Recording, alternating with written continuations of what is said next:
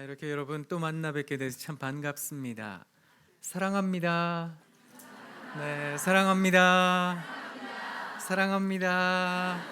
사랑합니다. 사랑합니다. 우리 앞뒤 옆에 계신 분들과 인사하겠습니다. 보고 싶었습니다.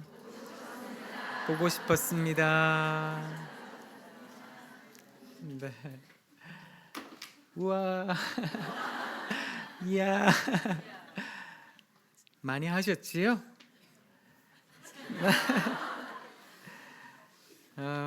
제가 여러분들에게 이철환 작가 잘 아세요? 오셨어요? 네. 그 이철환 작가는 제가 사는 동네 바로 옆 동네 사는데요. 쌍문동 삽니다. 그런데 참 좋은 사람입니다. 교회 집사님인데요. 그 연탄길이라는 책을 팔아서 세상에 그분이 쓴 책이 600만 권 이상이 팔렸답니다. 저를 만나 그랬거든요. 목사님, 저를 앞으로 600만 부의 사나이라고 불러달라고. 돈 많이 벌었겠지요? 얼마나 벌었을까? 그거 궁금하지 않으세요? 그런데 여지껏 쌍문동 사는 거 보면 그 사람이 어떻게 살았을까? 그것도 궁금해지지 않으세요? 인세가 들어오면 용달을 빌리더라고요. 그리고 생필품을 삽니다. 들꽃 좋아하는 사람이요, 그걸 잘 말려요. 예쁘게 엽서에다가 코팅해서 쌍문동, 우이동, 안방학동, 방학 4동이요. 그쪽 지역으로 아직 힘든 사람들 많이 사는데 거기다가 그거 던져놓고 옵니다. 그리고 엽서에다가 그렇게 쓰거든요. 산타는 12월 달에만 일하는 게 아니랍니다. 9월에도 일하고 10월에도 일하고. 참 좋은 사람이니까 그 사람 책은 좀 팔아줘야 된다, 이런 생각하는데요. 곰보빵이라는 책을 썼습니다. 거기에 만보기 아저씨라는 글이 있는데요. 제가 여러분들에게 그 글 하나 읽어드릴게요. 한번 들어보세요. 근데 예전에는 이런 사람들이 동네마다 한둘은 꼭 있었거든요. 한번 들어보세요. 산동네 아래 내가 다니던 초등학교 앞에는 교통경찰 아저씨가 있었습니다. 교통경찰 아저씨는 모자를 깊게 눌러 쓰고 오른쪽 팔에 교통경찰 완장까지 두르고 있었습니다. 그런데 그 아저씨는 진짜 교통경찰이 아니었습니다. 모자도 경찰 모자가 아니었고 팔에 두른 완장도 매직으로 아무렇게나 쓴 볼품없는 완장이었습니다. 동네 사람들은 그 아저씨를 만보기 아저씨라고 불렀습니다. 만보기 아저씨는 제정신이 아니었습니다. 미친 아저씨였습니다. 양팔을 나비처럼 너울너울 흔들며 실없는 웃음을 선득선득 흘리며 만보기 아저씨는 오가는 차들을 향해 정신없이 수신호를 했습니다. 만보기 아저씨의 수신호는 엉터리였습니다. 차에 탄 사람들은 만보기 아저씨가 보내는 수신호를 거들떠보지도 않았습니다. 그래도 만보기 아저씨가 서 있었기 때문에 신호를 위반하고 쌩쌩 달리는 차들은 한 대도 없었습니다. 건널목을 건너는 사람들 중에는 만보기 아저씨를 슬금슬금 피해가는 사람들도 있었습니다. 시금떨떨한 얼굴로 피식 웃음을 터뜨리며 손가락질을 해대는 사람들도 있었습니다. 하지만 만보기 아저씨의 아픔을 알고 있는 사람들은 아무 말도 하지 않았습니다. 이제부터 그 이야기가 시작이 됩니다. 만보기 아저씨는 초등학교 1학년 어린 딸을 하루아침에 잃었습니다. 만보기 아저씨가 교통정리를 하는 바로 그 건널목에서 아저씨의 어린 딸이 마지막 눈을 감았습니다. 신호를 무시하고 달려오는 차에 치여 이제 겨우 9살 된 만보기 아저씨의 어린 딸이 영영 눈을 감아버리고 말았습니다.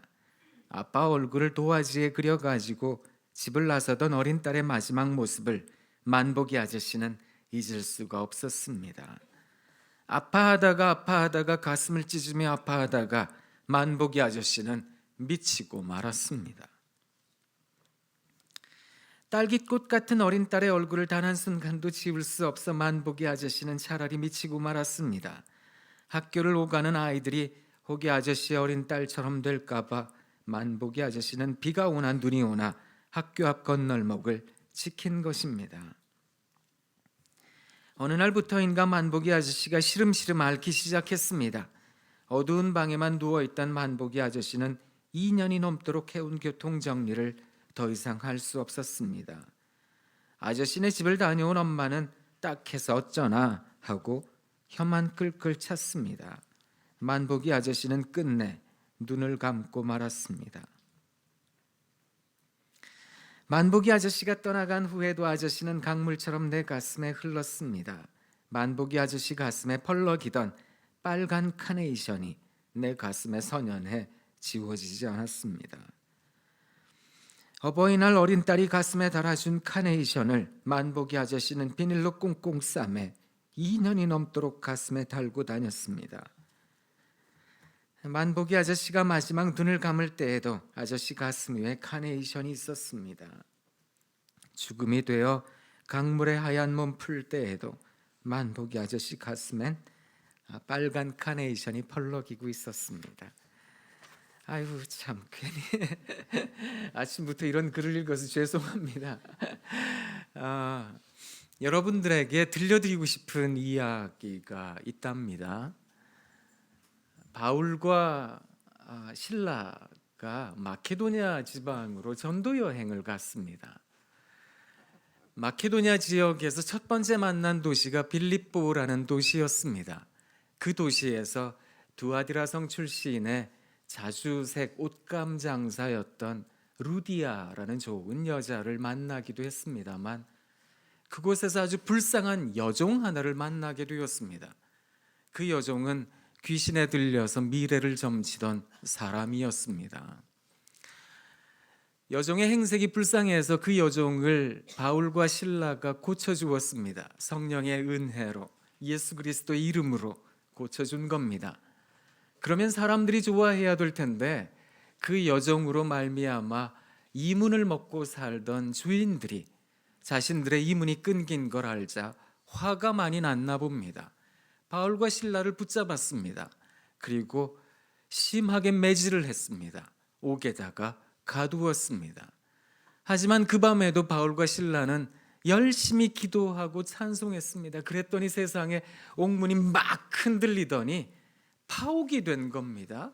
옥문이 열렸습니다. 뒤늦게 그 사실을 알게 된 간수가 야 이제 죄수들이 다 도망갔겠다. 뒷감당이 안 된다. 이 생각이 드니까 이 간수가 칼을 들어서 자결을 하려고 했나 봅니다. 그랬더니 옥 안에 있던 바울이 크게 소리를 쳤습니다. 우리가 다 여기에 있으니까 당신 몸 해하지 마십시오. 그 이야기를 들은 간수가 얼마나 감사했던지요. 그 길로 바울과 실라 선생님을 모시고 이제 자기 집으로 간 겁니다. 맞은 데를 씻어주었습니다. 식사를 차려주었습니다. 그리고 물어본 겁니다. 우리가 어떻게 해야 구원을 얻겠습니까? 바울과 실라가 한 목소리로 했던 이야기는 주 예수를 믿으셔야 됩니다. 그리하면 당신과 당신 집이 구원을 얻게 될 겁니다. 그 길로 간수와 그의 가족이 다 예수 믿기로 작정하였습니다. 세례를 받았습니다. 그리스도인이 되었고요. 그리고 나서 빌립보 교회가 생겨났습니다. 나중에 여러분이 사도행전 16장을 찬찬히 읽어보시면 제가 말씀드린 내용이 나옵니다. 마케도니아 지방의 수도는 데살로니가였습니다. 그런데 두 번째 도시라고 할 수 있는 이 빌립보라는 도시는 상업, 문화, 경제, 교통의 요지였습니다. 그러니 이 도시에 살았던 사람들은 참 편안한 삶을 살았답니다. 더군다나 헬라 제국의 아주 대단한 문명을 가지고 있었던 도시가 바로 빌립보였습니다. 그래서 이탈리아 반도에서 일어났던 로마 제국이 헬라 제국을 무너뜨린 뒤에도 심지어 헬라 말을 썼고 헬라 철학을 받아들였으며 헬라 문화와 그림, 예술, 음악을 받아들였습니다. 그래서 빌립보에 사는 사람들을 이탈리아 반도의 형제들이라고 불렀습니다. 로마 시민권을 그냥 나누어 줄 정도였다는 겁니다. 그 정도로 빌립보는 잘 사는 동네였습니다. 그런데 그 도시에서 예수님 믿는 사람들, 예수 그리스도가 아니고는 구원이 없습니다. 한 분이신 하나님 믿으셔야 됩니다. 이 이야기하는 사람들을 헬라 문화권 사람들은 도무지 이해할 수가 없었습니다. 왜냐하면 그 지역에는 수많은 신들이 있었으니까, 수많은 신화가 있었으니까요. 그런데 예수님만 믿으라고요? 그가 길이요 진리요 생명이라고요? 그래서 예수님 믿는 사람들을 핍박을 많이 했습니다. 무고하게 붙잡아다가 매질을 할 때도 많았고, 심지어 재산을 빼앗거나 혹은 죽이기까지 했던 겁니다. 그래서 빌립보에 살았던 그리스도인들은 참 어렵게 살았습니다. 나중에 여러분이 데살로니가 전서를 한번 읽어보시면 2장 2절에 바울이 그렇게 적어놓은 부분이 나옵니다. 우리가 빌립보에 갔다가 고난을 당했습니다. 심지어 능욕을 당하기까지 했습니다. 이 이야기를 적어놓을 정도이니까 주의 사도들도 그랬는데 하물며 일반 평신도들이야 말해 못하겠습니까? 이들이 참 힘겹게 살았습니다.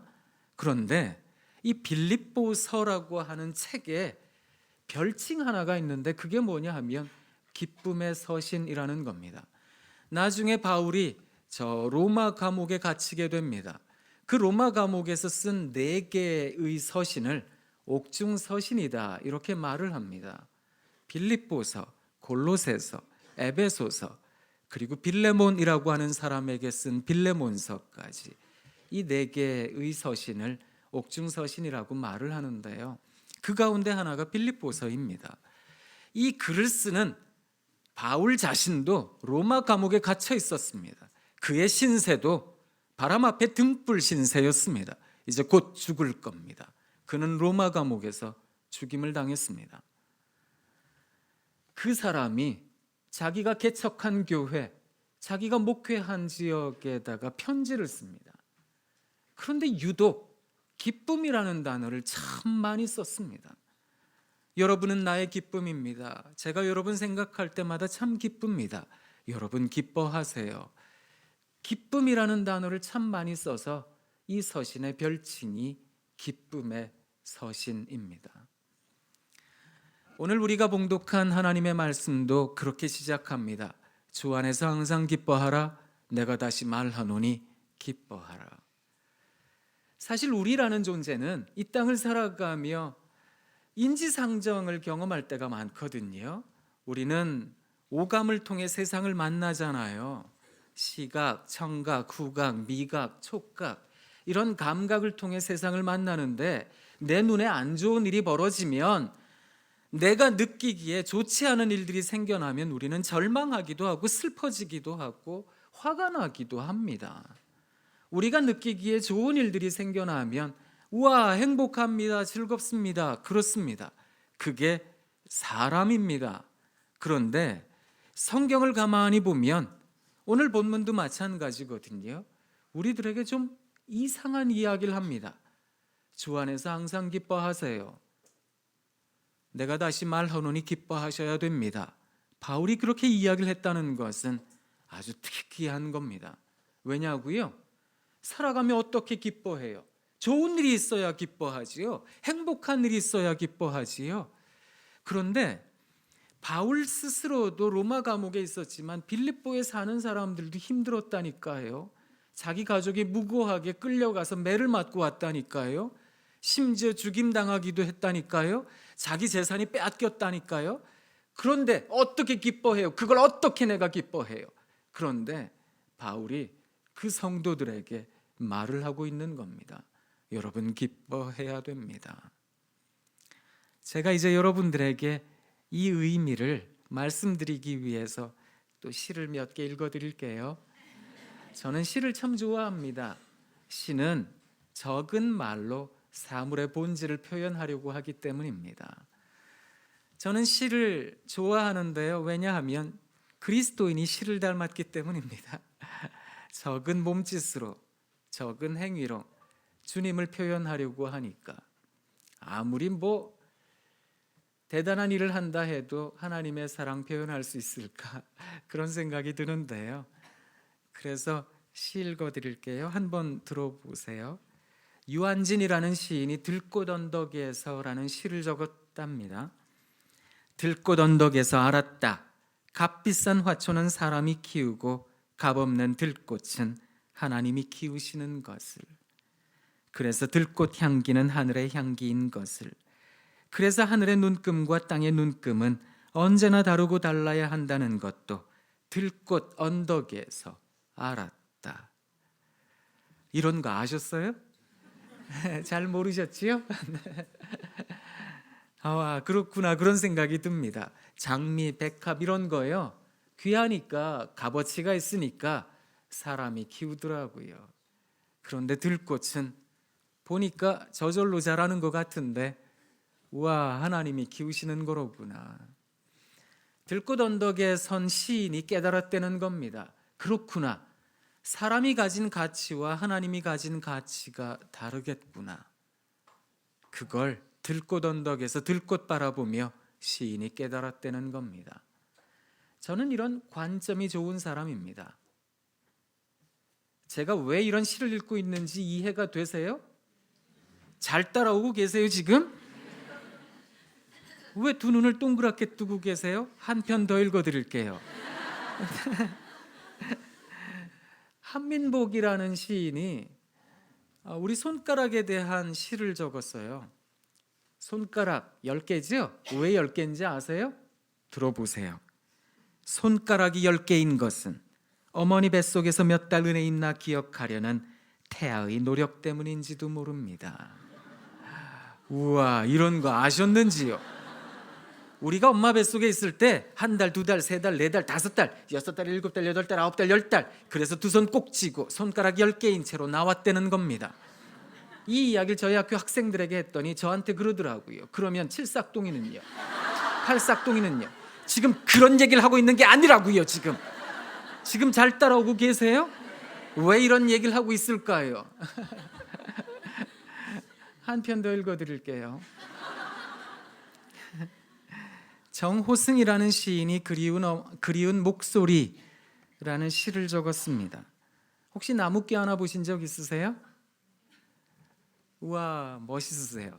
나무깨 하나 보시고 귀대어 보셨어요? 소리가 들린대요. 나무를 껴안고 가만히 귀대어 보면 나무 속에서 어머니의 목소리가 들린다. 우와, 그게 들릴까요? 엄마 목소리가 들릴까? 벌써 뭐 한참 전에 돌아가셔서 얼굴조차 가물한 엄마인데 그 목소리가 들릴까? 그런데 시인이 그걸 들었대요. 행주 치마 입은 채로 어느 날 어스름이지게 깔린 골목까지 나와 호승아 밥 먹으러 오너라 하고 소리치던 그리운 어머니의 목소리가 들린다. 이게 들린대요, 세상에. 저는 신학교에서 가르치는데 제 수업에 들어오는 전도사님들 대부분이지만 대학원에서는 목사님들이 참 많으세요. 수업을 하면 꼭 한 번은 저희 학교는 광나루역에 있거든요. 거기서 5호선 한 번만 타면 광화문역까지 갑니다. 학생들을 데리고 다 중년의 아저씨들 목사님들인데 광화문역에서 내려서 그 정동극장길 아세요? 서울시립미술관 가는 덕수궁 뒷길이에요. 그리로 가다 보면 은행나무가 쭉 서 있습니다. 한 나무에 한 명씩 붙으라고 얘기를 해서 엄마 목소리 한번 들어보자. 잘 안 들리더라고요. 돈 1,000원씩 내고 덕수궁 안으로 들어가서 나무를 껴안고 들어봐도 잘 안 들리고요. 시간이 없어 아차산에 올라가서 나무를 껴안고 들어봐도 잘 안 들리긴 매 한 가지인데 이게 들릴까? 잘 따라오고 계시죠 지금? 하나 더 읽어드릴까요? 비 오는 날, 김기현이라는 시인이 적었는데요. 후두둑 후두둑 작은 물방울 글씨로 촉촉이 답안지를 가득 메워 주룩주룩 주르륵 여기도 동그라미 저기도 동그라미, 채점을 한다. 비 오는 날은 여기도 100점, 저기도 100점, 틀린 곳 하나 없이 사방이 동그라미, 모두가 100점이다. 우와, 이런 거 아셨어요? 잘 모르셨지요? 이야, 비가 올 때 빗방울이 떨어지면 물이 조금만 고여 있어도 파장이 생깁니다. 그 파장이 세모로, 네모로 생기는 게 아니라 동그랗게 해요. 왜 그런지 아세요? 네가 살아가는 인생도 괜찮은 거야. 동그라미. 너도 틀린 게 아니거든. 너도 동그라미. 하나님께서 우리에게 그렇게 이야기하시는 중이시래요. 이런 거 모르셨지요? 제가 여러분들에게 뚱딴지 같은 이야기를 드린다, 이런 생각하실지는 모르겠지만, 사실 그리스도인으로 살아간다는 건 어떤 것일까? 저는 영성이랑 감성이랑 흡사한 게 있다, 이런 생각을 할 때가 많습니다. 왠지 아세요? 예수님 믿는 사람들이 그렇게 하더라고요. 찬송을 부르는데요. 그 청아한 주의 음성, 우는 새도 잠잠케 한다. 내게 들리던 주의 음성이 늘 귀에 쟁쟁하다. 주님 나와 동행을 하면서 나를 친구 삼으셨네. 우리 서로 받은 그 기쁨을 알 사람이 없도다. 이 기쁨을 알 사람이 없다고요. 주님과 내가 나눈 이 기쁨이요. 이야, 신기하지 않으세요? 어떻게 이런 찬송을 불러요? 그게 들릴까? 그게 어떻게 들릴까? 예수님 안 믿는 사람들이 믿는 사람들에게 와서 그러더라고요. 하나님 음성 들으셨다면서요? 나도 한번 듣게 해봐요. 뭐 예수님 만나셨다면서요? 저도 좀 만나고 싶은데. 뭐 새벽 기도 가가지고 성령 충만 받으셨다면서요? 저도 좀 느끼게 해봐요. 어떻게 그래요? 사실 우리 하나님 부른다고 오시는 잡신이 아니거든요. 이게 그야말로 그는 인격이라 그가 원하는 일을 하시고 그가 원하는 사역 하시는데, 그저 우리라는 인생은 무릎 꿇고 조아려 하나님 불쌍히 여겨주세요, 그 얘기할 수밖에 없는 건데, 그러면 하나님 찾아오셔서 위로해 주시면 하나님 감사해요 하는 건데, 그게 너무 지나쳐서 하나님 죄송해요 그러기도 하는 법인데, 그런데 우리가 하나님 만나고 싶어도 이거 참 신비한 거잖아요. 그래서 신앙을 신비라고 말을 합니다. 신비는 비밀과 다릅니다. 비밀은 가르쳐주면 알거든요. 아하, 그래서 그 사람이 그랬구나, 비밀이 풀렸네. 그런데 신비는 가르쳐줘도 모릅니다. 내가 경험하기 전까지는 죽었다 깨나도 모르는 거, 그게 신비한 겁니다. 그래서 신앙인은 어떻게 하든 하나님 만나려고 애써야 됩니다. 그 경험이 있어야 되는 겁니다. 그러면 어떻게 하나님 만날 수 있을까요? 제가 그거 한번 저희 학교 학생들을 대상으로 물어봤거든요. 신학생들이니까 하나님 만났잖아요. 소명받아서 신학교 왔잖아요. 그래서 물어봤습니다. 어떻게 하나님 만났나요? 그랬더니 우리가 가늠할 수 있는 대답들을 대부분 했더라고요. 기독교 자원을 활용해서 하나님 만났더라고요. 예배하다가, 기도하다가, 찬송하다가, 구제하다가, 선교하다가, 봉사하다가, 그리고 신앙서적 읽다가, 여러 가지 우리가 상상할 수 있는 방식으로 하나님을 만났더라고요. 그런데 좀 특이하게 하나님 만난 사람들도 있던데요. 철학책을 읽다가, 선배와 이야기하다가, 해외 배낭여행 갔다가, 거기에 어떤 기독교적 요소가 없는데 그냥 느닷없이 하나님을 만났대요. 그런 강렬한 체험을 했대요. 그런데 이들 모두에게 하나님 만나는 방식은 다 달랐지만 공통점 하나가 있었습니다. 그게 뭐였는가 하면 하나님에 대한 간절함이요. 하나님 저 좀 만나주세요. 하나님 저 하나님 만나고 싶어요. 주님 성령을 제게 부어주세요. 하나님 지켜주세요. 함께 해주세요. 제가 자꾸 쓰러져요. 하나님 제가 자꾸 무너져요. 하나님 저 좀 붙잡아 주세요. 하나님 만나주세요. 이걸 고백하고 살아가는 사람들이 결국 하나님을 만나더라라는 겁니다. 그런데 느닷없이 만나더라고요. 보니까 예기치 못한 상황에서 하나님 만나더라고요. 그러니 사랑하는 어머님, 꼭 하나님을 간절하게 구하셔야 되겠다는 생각을 해봅니다. 그러면 만나실 수 있으실 겁니다. 그러면 이 신비를 이해하실 수 있으실 겁니다. 그렇구나. 그래서 시인들만 이런 걸 듣는 게 아니에요. 나무에서 어머니 얘기 들어요.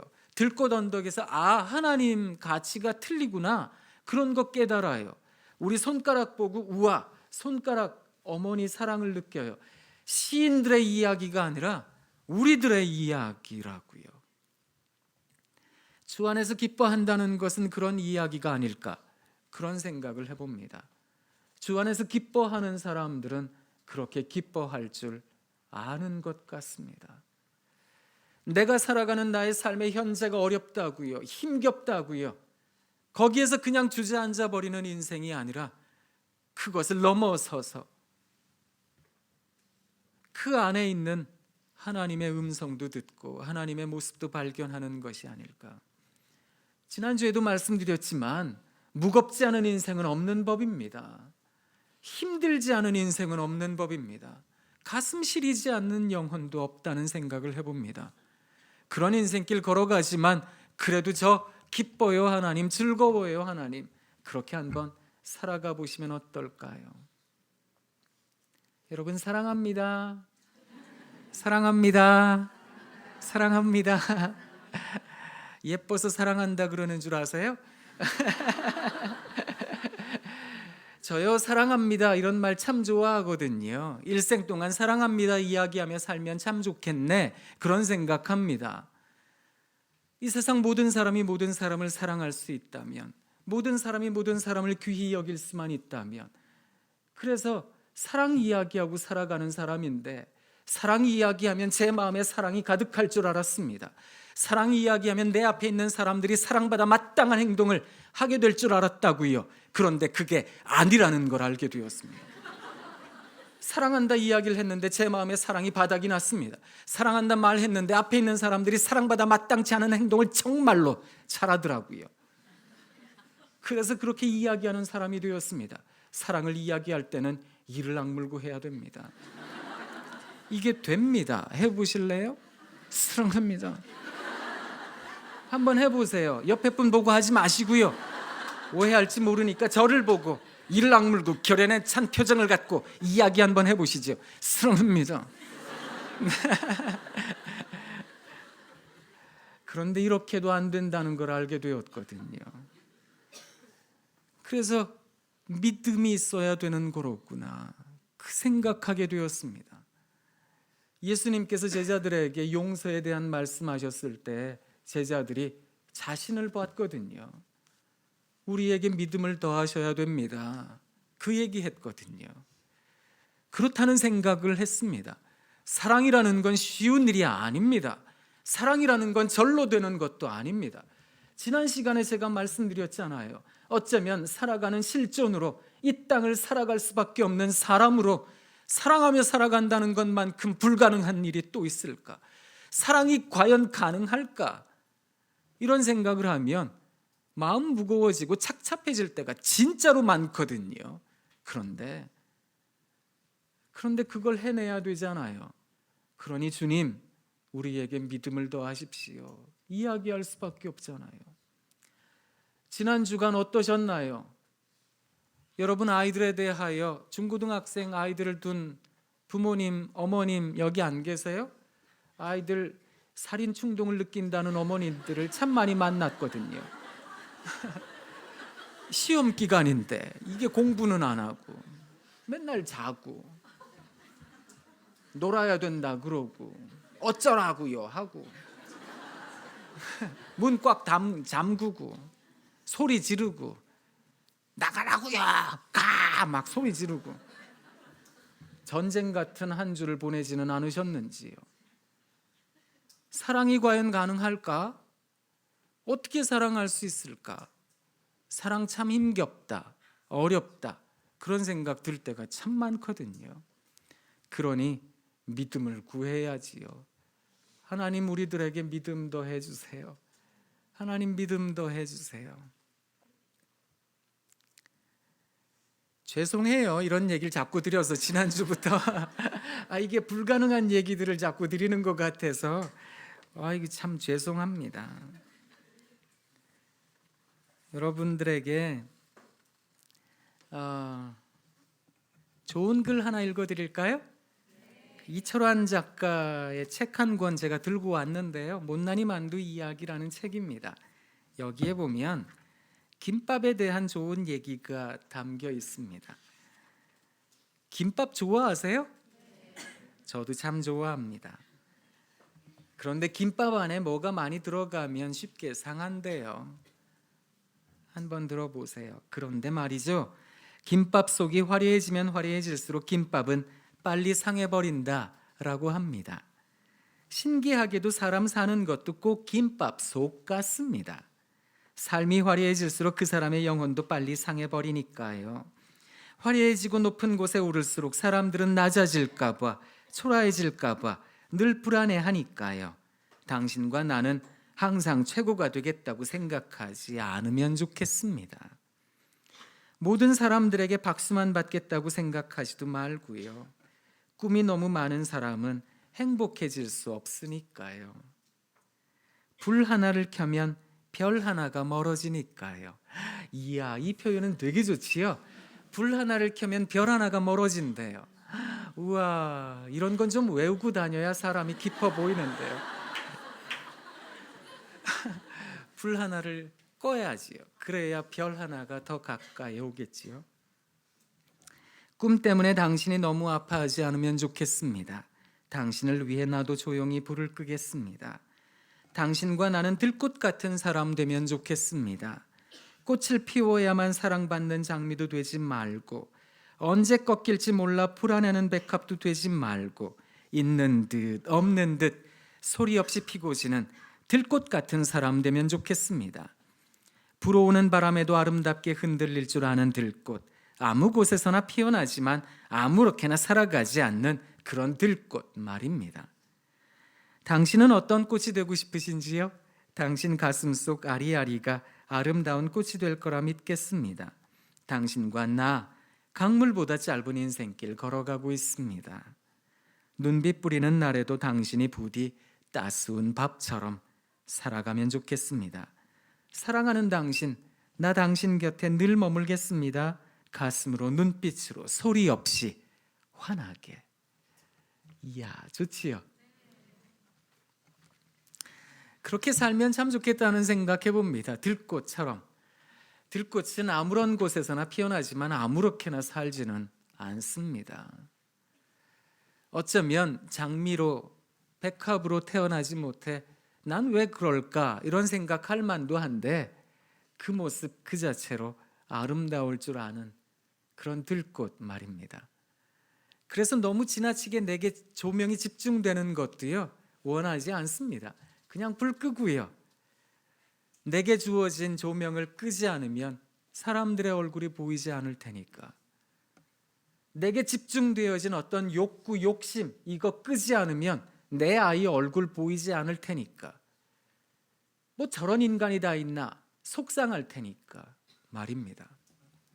제가 오늘 여러분들에게 말씀을 전하면서 제일 먼저 만복이 아저씨 글을 읽어드렸습니다. 그 아저씨는 그냥 미친 아저씨입니다. 지나가다 보면 그냥 미쳤어 그래 버리면 가치 없는 인생이 됩니다. 그런데 그 아저씨요, 이야기를 듣다 보면 그냥 미쳤다라고 이야기하기에는 참 불쌍합니다. 왜 미쳤을까? 왜 그리 되었을까? 그래서 누군가의 이야기를 찬찬히 들어본다는 건 사람에 대한 헤아림을 갖겠다는 겁니다. 주님 안에서 기뻐하세요. 제가 한 번 더 말씀드리니 기뻐하세요 라고 말을 한 바울이 그 다음 이야기한 게 뭔지 아세요? 너희 관용을 모든 사람에게 알게 하라. 주께서 가까우시니라. 우리 하나님을 가깝게 여기는 사람들은 어떤 특징을 갖는지 아세요? 관용을 가질 줄 압니다.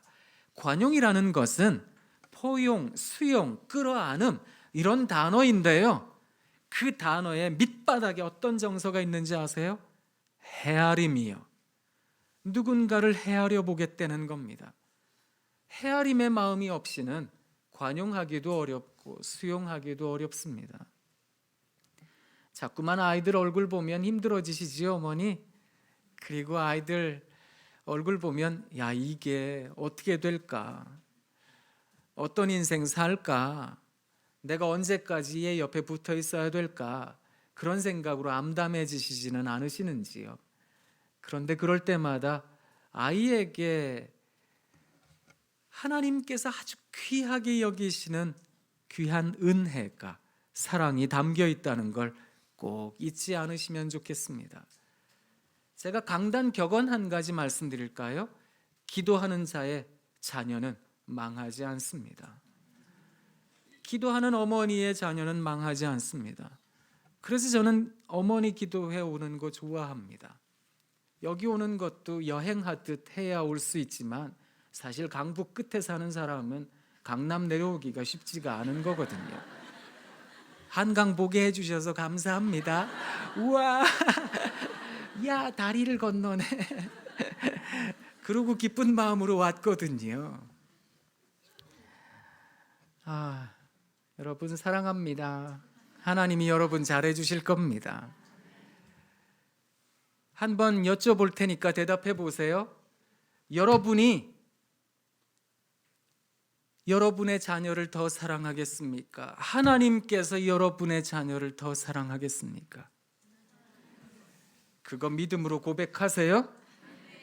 그거 고백하시는지요? 그런데 말입니다.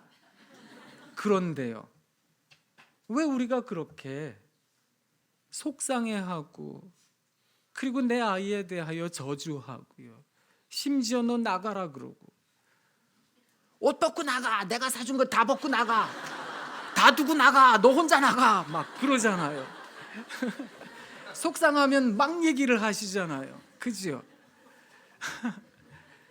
이게 내 아이에게 담긴 하나님의 은혜에 대하여 우리가 지나치게 경홀히 여기는 것은 아닐까? 하나님께서 우리 아이 반드시 지키실 거거든요. 누구보다 사랑하실 거거든요. 그러니 우리는 우리의 아이들을 위하여 기도해야 되겠습니다. 그리고 할 수 있는 한, 이야, 우와, 하나님께서 우리에 대하여 그리하셨듯 우리도 그리해야 되겠습니다. 그런 인생 살아가야 되는 게 사랑이 아닐까? 그게 사랑을 살다라는 말이 아닐까? 사랑을 산다는 건 어떤 것일까? 그냥 단지 믿음 갖는다는 것만 중요할까?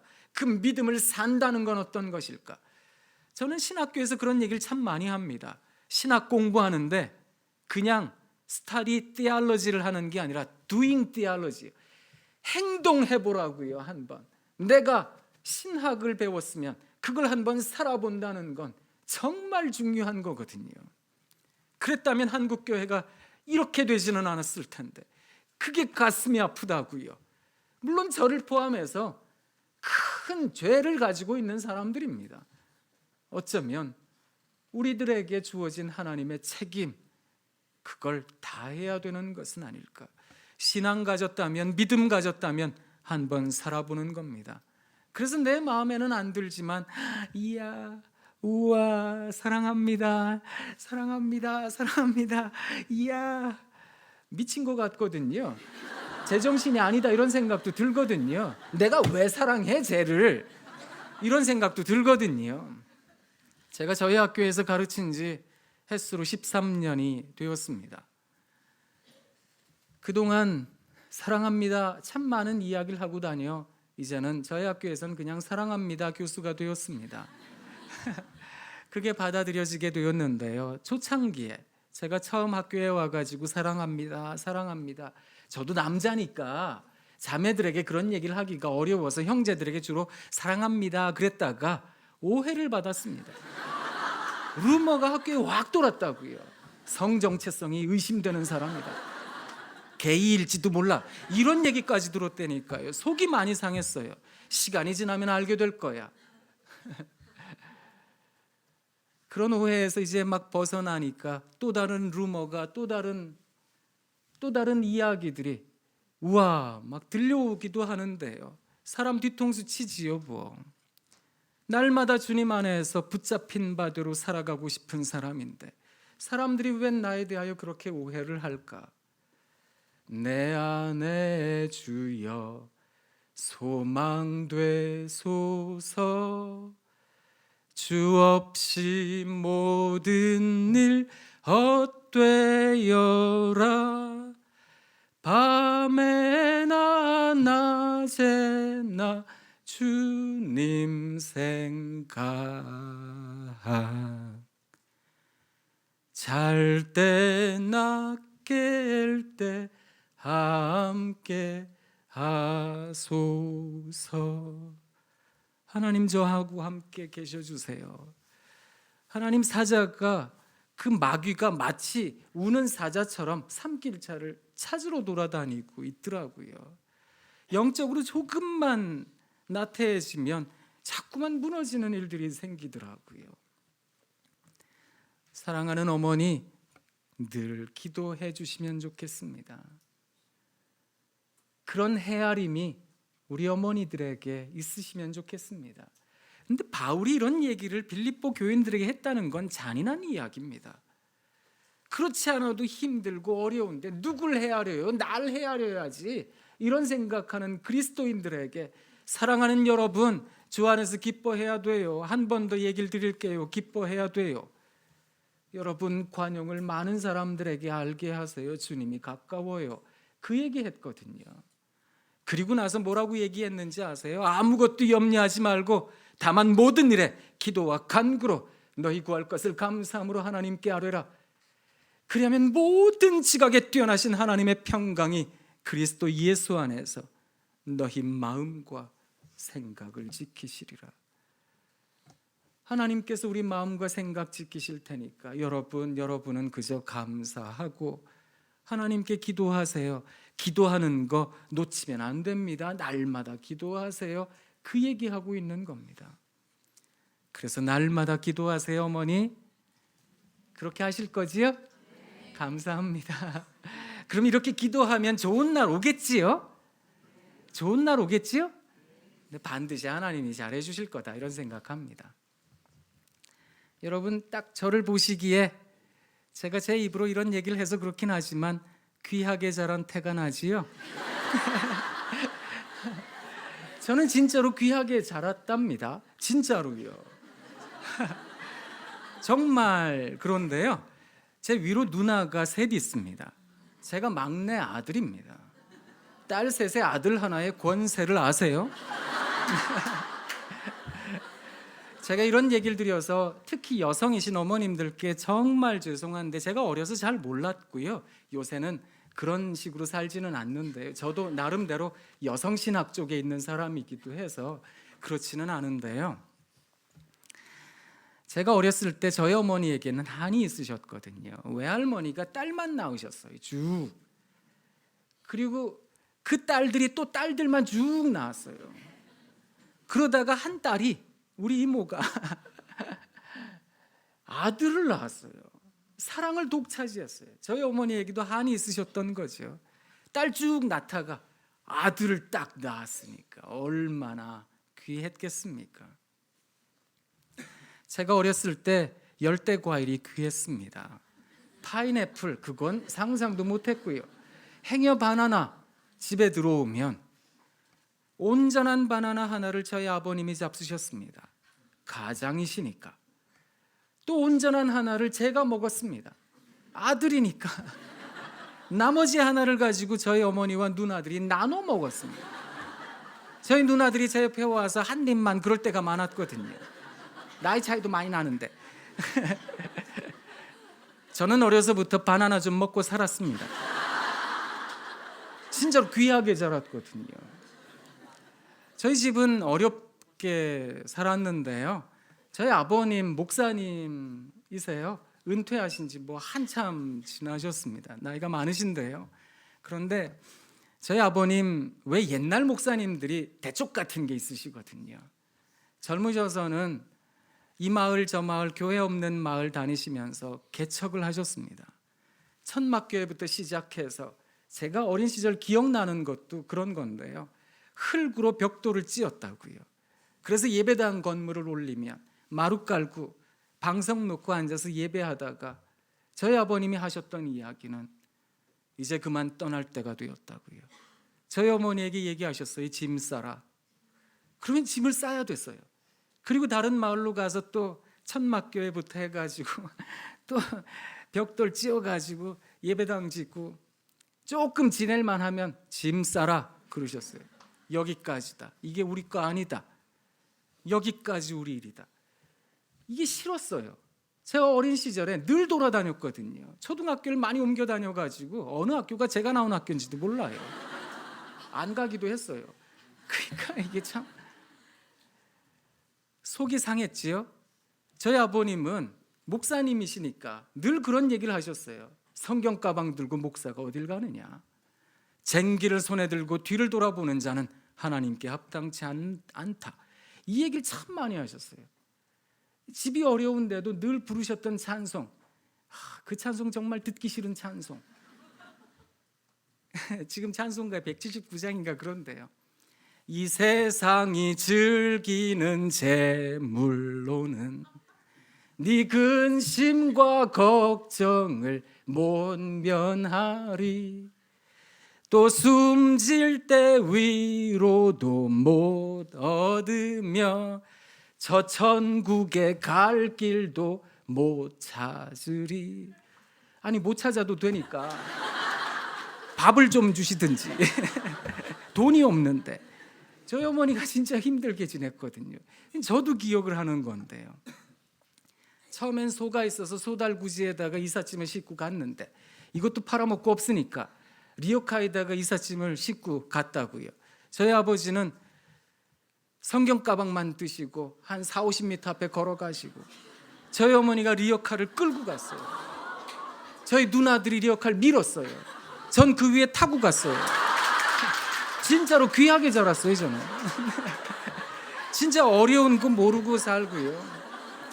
진짜 저는 잘 먹고 잘 살았어요. 죄송해요. 지금도 저희 누나들이 저 때문에 자기들 키가 작다고. 우리 큰 누나는 저보다 나이가 많은데 자기가 환갑이 넘어서 지금 관절이 안 좋다고 저를 늘 업고 돌아다녔거든요. 그러니까요. 참 죄송해요. 어렸을 때 기억나는 거 초등학교 때 저학년 때 뭐 소풍이라 그래서 학교 뒷동산에 가는데 소풍 가니까 소풍의 하이라이트 점심시간. 그러면 김밥 사가야 되잖아요. 싸가야 되잖아요. 김밥 싸고 칠성 사이다 그리고 그 달걀 이거 갖고 가야 되는데 못 해준다 그래가지고 속이 상했어요. 저는 안 해주시는 줄 알았어요. 그 화를 내고 학교 갔거든요. 그냥 나름대로 소풍 가가지고 잘 놀고 있었는데 점심시간에 저희 어머니가 나타나셨어요. 몸빼 바지를 입고 소쿠리를 머리에 이고 이제 아들 굶길까 봐 밥하고 김치하고 얕은 찬을 집에 있던 걸 들고 오셨어요. 그냥 들고 오기가 못하니까 선생님들께 자식이 한다고 김치전을 한가득 해가지고 이걸 들고 왔어요. 와가지고 제 이름을 부르고 돌아다니셨어요. 상어가 어디냐, 상어가 어디 있냐, 제가 얼마나 창피했는지 아세요? 여기도 도망 다니고 저기도 뛰어다니고 막 숨고 그랬다고요. 제가 사실 어떻게 하다 보니까 구구절절 이런 얘기를 하게 됐는데요. 그 얘기를 드리려고 한 게 아니라 전에 제 아이가 재수할 때 그 머리를 식힌다고 지방에 놀러를 간대요. 그래서 저한테 고속버스 터미널에 좀 태워달라고 아빠 좀 태워주세요. 그래가지고 아니 머리 좀 그만 식히면 좋겠는데 이런 생각이 마음속에 가득했지만 그래도 또 태워달라 그러니까 태워줬어요. 태워주면서 그냥 야 너 내려라 그러고서 이제 뭐 세종대왕님도 말씀하시고 신사임당님도 말씀하시고 요새는 그거 주고 그냥 내려라 그러면 되는 건데 아유 그날따라 배웅이라는 걸 해주고 싶었습니다. 저희 어머니가 제게 했던 배웅이요. 이걸 하고 싶어가지고 이제 차를 그 주차장에 대놓고 그 고속버스에 태우고요. 창가에 탔어요. 타가지고 제가 바깥에서 막 열심히 손을 흔들었어요. 잘 갔다 오라고 우리 아들 잘 갔다 와라. 이야 잘 갔다 와라. 막 손을 흔들었거든요. 그랬더니 얘가 창피했나 봐요. 숨었어요. 이렇게. 숨어가지고 안 나타났어요. 차가 플랫폼을 떠나서 코너를 돌아갈 때까지 안 나타났어요. 제가 누구 생각이 났는지 아세요? 이게 벌써 한참 지난 이야기인데 이런 생각이 나는 걸 보면 시간이 좀 흘러야 되나 봅니다. 제가 여러분들에게 죄송해요. 그래서 자꾸 죄송하다 그러는 거예요. 이흥섭이라는 시인의 시 한 편 읽어드릴게요. 터미널이라는 시인데요. 저희 아버님 그렇게 대쪽 같은 저희 아버지도 연세가 드시니까 이 모습을 가지셨는데 제가 한번 읽어드리겠습니다. 젊은 날의 아버지는 어린 자식을 버스 앞에 세워놓고는 어디론가 사라지곤 했습니다. 강원도하고도 벽지로 가는 버스는 하루 한 번뿐인데 아버지는 늘 버스가 시동을 걸 때쯤 나타나곤 하셨습니다. 그리고 나서 이제 시간이 한참 지난 겁니다. 늙으신 아버지를 모시고 서울대 병원으로 검진받으러 가는 길, 버스 앞에 아버지를 세워놓고는 어디 가시지 말라고 꼭 이 자리에 서 계시라고 당부를 했습니다. 커피 한 잔 마시고 담배 한 대 피우고 벌써 버스에 오르셨겠지 하고 돌아왔는데 아버지는 그 자리에 꼭 서 계셨다. 어느새 이 짐승 같은 터미널에서 아버지가 가장 어리셨다. 이 시간이라는 게 지나야 그래야 깨달아지는 게 있는 것 같습니다. 예전에 많이 불렀던 동요인데요. 여러분들도 많이 들으셨을 텐데 뭐 원래부터 알고 계시는 동요 자장가 하나 불러드릴게요. 엄마가 섬 그늘에 굴 따러 가면 아기는 혼자 남아 집을 보다가 바다가 불러주는 자장 노래에 발베고 스르르르 잠이 듭니다. 이 노래는 자장가가 아니라 섬집 아기라는 제목을 가진 동요인데요. 서울 은석초등학교 저 장안평에 있는데 거기 담임하셨던 한인현 선생님께서 쓰신 곡입니다.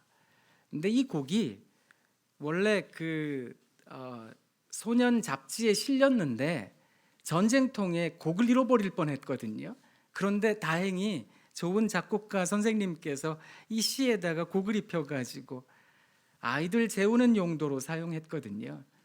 그래서 지난 거의 60년을 이 노래는 수많은 아이들을 잠재웠습니다. 근데 1절만 주구장창 계속 부르잖아요. 그죠? 1절이 아니라 이게 다인 줄 아는 사람들도 많이 있습니다. 근데 여기에는 시에 2연이 있어요. 2절이 있는데 그러면 왜 1절만 계속 불렀을까? 가만히 생각해 봤더니 1절만 부르면 애들이 자더라고요. 그래서 또 부르고 또 부른가 한 게 아닐까 이런 생각이 들었는데요. 근데 이 노래 가사를 보면 답답하지요? 속이 상하기도 합니다. 도대체 저 엄마는 얼마나 정말 억척인지요. 그죠? 아기를 놔두고 섬그늘에, 물론 섬그늘에 아기 데리고 갔다가 다치면 어떡하나 이런 생각이 있으니까 그냥 집에다가 놔두고 갔겠지요. 놔두고 가면서도 걱정이 되니까 툇마루에 아기가 앉았다가 혹시 떨어지면 어떡하나 이러니까 이제 발끝에다가 줄 묶어 놓고 갔겠지요. 그리고 가서 섬그늘에 가서 이제 굴을 캐고 있는 건데요. 참 삶이 팍팍하다, 가슴이 아리다 이런 생각이 들어요. 저 엄마는 진짜 정말 강철 같은 마음을 가졌나 봐 이런 생각을 하는데요. 이연을 불러보면 좀 다르잖아요. 그죠? 아기는 잠을 곤히 자고 있지만 갈매기 울음소리 맘이 설레요. 다 못 찬 굴바구니 머리에 이고 엄마는 모랫길을 달려옵니다. 이야, 그게 엄마 마음인데요. 그죠? 내 새끼 집에 있다가 배가 고파 우는 거 아닐까? 혹시 툇마루에 앉았다가 떨어져서 머리는 깨진 거 아닐까? 이 생각에 갈매기가 그냥 끼룩끼룩 거렸다고요. 그 소리가 뭔데? 그런데 그 소리 듣고도 이게 다 아직 못 채웠는데, 내 새끼 먹여야 되는데, 그러고 간 건데 이거 다 못 채운 굴바구니 머리에 이고 막 쫓아갔다는 거거든요. 근데 그걸 애들이 잘 몰라요. 그걸 애들은 잘 몰라요. 늘 엄마에게 아빠에게 그 얘기한다고요. 나한테 상처 줬다고요. 나 때리지 않았느냐고. 그때 때렸다고 나를 분명히. 생각도 안 나는데 나는 때려놓고서 때렸다고 막 상처 줬다고. 그래 엄마는 늘 상처만 주지. 엄마 때문이라고 다 엄마가 망쳐놨다고. 그래 다 내 때문이지. 내가 죽어야지. 그런 생각 하잖아요. 사랑이라는 게 그런 거니까. 영국의 시인인 잔 던이 왜 사랑하느냐고요? 왜 사랑하느냐고요? 사랑하니까요. 사랑한다고 이야기하니까요. 그러니 뭐 이유가 있겠습니까? 그래, 야 엄마는 못났다. 그래 뭐 못났는데 그냥 기도나 하고 살게. 어쩌면 이런 사랑이 아이들을 변화시키는 것은 아닐까. 사랑하는 여러분, 그리스도인으로 사랑을 산다는 거요. 그게 어떻게 보면 참 단순한 겁니다. 무던해지셔야 됩니다. 그냥 무던해지셔야 됩니다. 그리고 또 살고 또 아이 밥 짓고 또 기도하고 여기 나오셔서 막 속상하거든 막 애들 욕도 하세요 여기서요. 하나님께 막 하소연도 하시라고요. 하나님 어느 때까지입니까 도대체? 어느 때까지입니까? 언제까지 나를 돌아보시지 않으시렵니까 하나님? 속상한 것도 이야기하시고요. 그렇게 사시다 보면 하나님께서 여러분 잘해 주실 겁니다. 그런데 하나님께서 우리를 만나실 때는 느닷없이 만나세요. 이게 언제쯤 끝날까? 언제쯤 이 긴 터널이 끝날까? 그런데 느닷없이 끝나더라고요. 저도 오늘 말씀을 느닷없이 마치려고 합니다. 하나님이 여러분 잘해 주실 겁니다. 여러분 사랑합니다. 사랑합니다. 사랑합니다. 사랑합니다. 또 언제 여러분 뵐까? 잘 모르겠습니다. 뭐 살다 보면 또 만나는 날이 있겠지요? 그때 우리 이야 우와 하고 만날 수 있으면 좋겠습니다. 힘내세요. 힘내셔야 됩니다. 어딜 가든 무엇을 하든 힘내셔야 되겠습니다.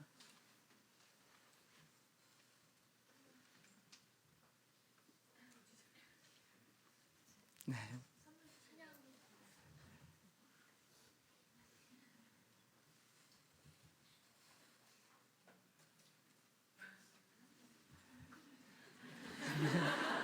그냥 보고 싶어서요.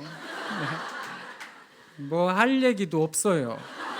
근데 그냥 보고 싶어서요. 신화 하나 더 읽어드릴까요? 어쩌면 이렇게 살아가면 나는 참 속도 비었네, 속도 없네, 그 생각하실 텐데요. 공광규라는 사람이 시를 한 편 썼습니다. 제목이 속 빈 것들입니다. 아름다운 소리를 내는 것들은 다 속이 비어 있다.